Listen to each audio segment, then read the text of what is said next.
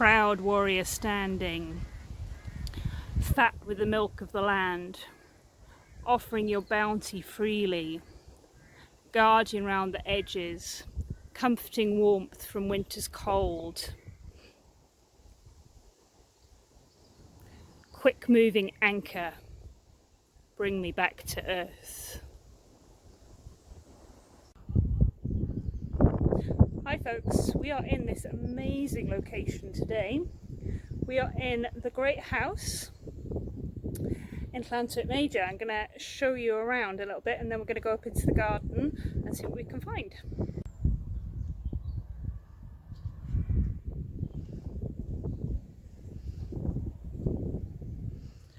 So this is a very, very old house.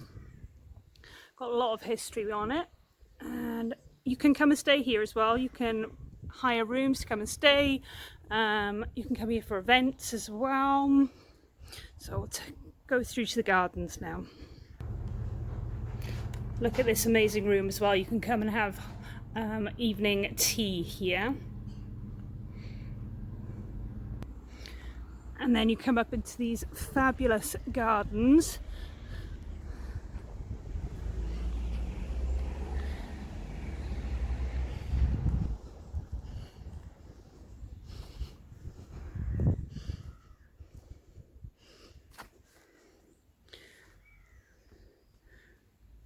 Look at this lovely lilac tree in full blossom. How nice is that?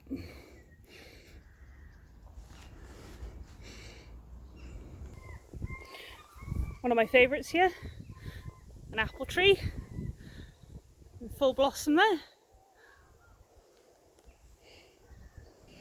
And then we're right at the back of the property then to talk to you about today, about nettles. So these are our stingy nettles. I'm sure if you live in the UK you are very familiar with these. They can grow quite tall. You can see some taller ones at the back here, and they have these almost like flag shaped leaves with these jaunty jaggedy edges around them, and you'll all be very familiar, I'm sure, with these hairy stingy bits on them.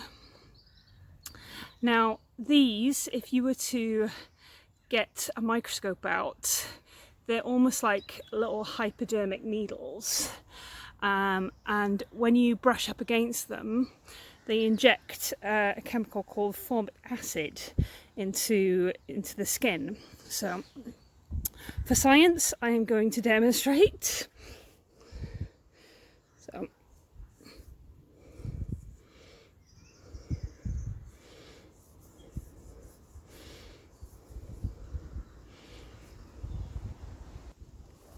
So I'm not sure if you can see, but on the back of my hand, that very familiar red rash has started to come up with the bumps across the top. And in Latin, the word for a rash or for hives is urticaria. And in Latin, the name for our nettles is Urtica dioica. So the Latin name tells us something about the plants, and this is the same for a lot of our Latin bionomals. It tells us a little bit about what the plant does. Now there is a way to pick the nettles without stinging yourself, which is that you get just a really firm grip around and you pull. Okay, so hence the term pulling the nettle or grasping the nettle. And if you are picking them, you want these fresh tops. So it's a little bit late in the year here for picking them, so a lot of them are starting to flower at the moment. Don't want the ones that are flowering. We want these fresh young tops. I am going to wear gloves to harvest them. So what we'll do is we'll get a nice little harvest of them and take them home.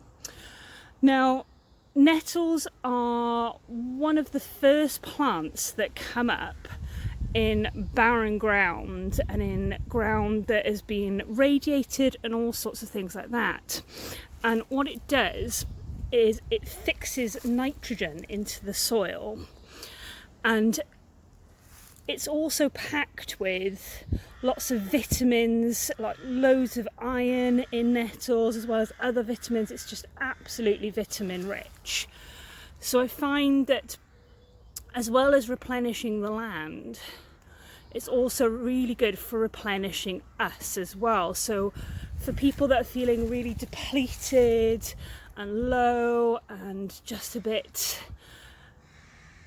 you know, like they've had the goodness taken out of them, this is a really good plant to use. And if you drink nettle tea, it has this beautiful, nourishing, milky quality to it that just brings you straight back down to earth, grounds you. I'm not a person that sits down very well. I don't stay still very well, but this plant, when I drink the tea, it does just make me sit the heck down for a couple of minutes. So it's a really good plant for that. So what I'm going to do is we're going to gather some to make tea with, but we're also going to make a nettle tonic as well. So I'll show you how to make that after we've collected some. I'm going to wear gloves for that, so we'll do that in a minute. Another little plant to look out for in amongst your nettles as well is these cleavers, or sticky weed, sticky grass.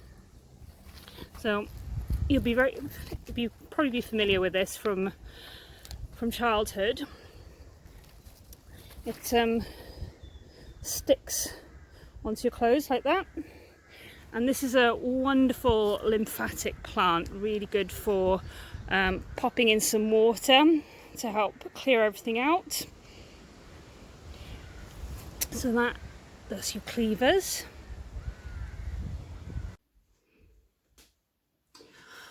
Hi folks, we're back home now in the kitchen with our lovely nettles that we collected up. So these have all had a nice wash. They've been in the strainer to dry overnight. Now, some of the medicinal uses of nettles they are, as we said before, they are packed full of iron, but also lots of other vitamins as well. Vitamin C, magnesium, calcium, all sorts. So they're a great thing to eat and to put into your diet.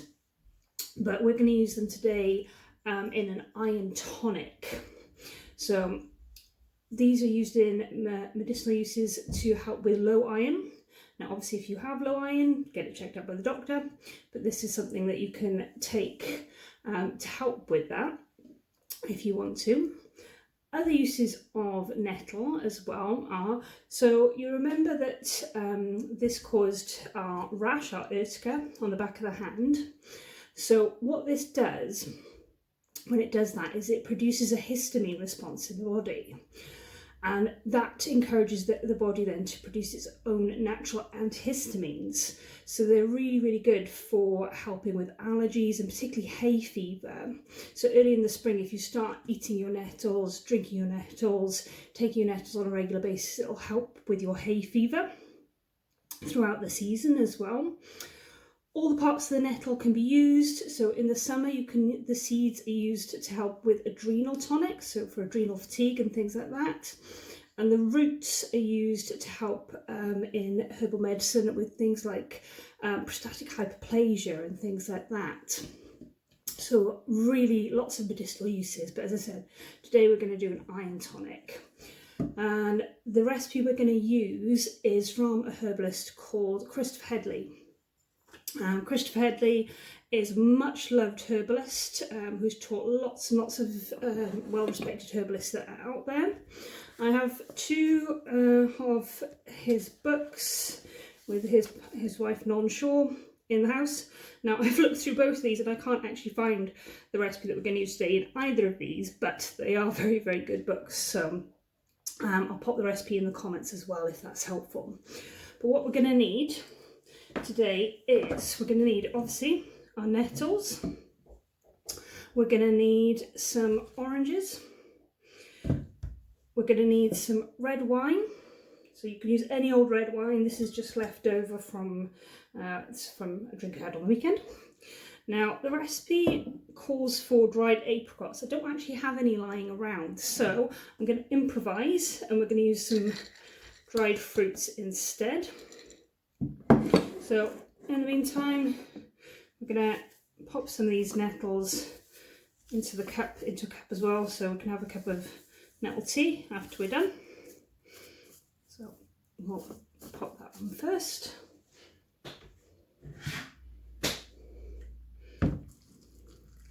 Nice cup of nettle tea for later.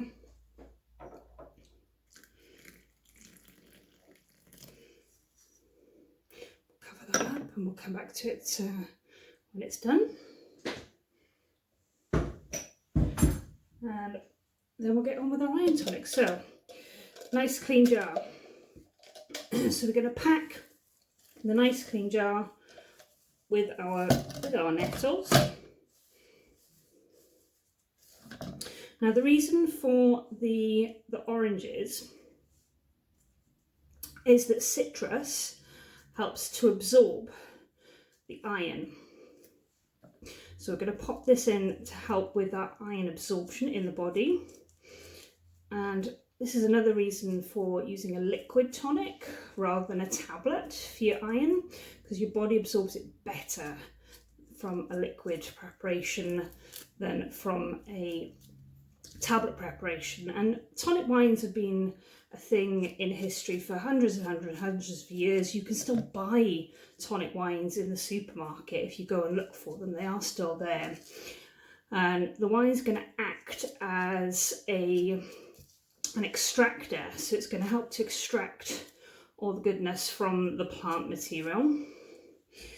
The peel as well as being in there for the vitamin C. It's also going to give our tonic a slightly bitter quality. Now our bitters, what they do is they stimulate the digestion, so they get the bile flowing. So that again, by getting our bile flowing, our gallbladders going and everything like that, it helps to stimulate the stomach, and it's going to help aid digestion, and it's going to help us again absorb all those vitamins and minerals from the nettles. So this is why we're putting the orange peel and the fruits in to help with that. So we're going to pack all that in there. We're going to add a nice handful of our dried fruits as well. So I'm kind of doing this ad hoc, as you can probably tell, but as I said, I'll pop the recipe into the comments, and if you want to do exact amounts you can do. So I'm going to pack it all in there nice and tight, and then as before we're going to get our alcohol, so our wine. We're going to cover everything with it. So fill the jar up to the top.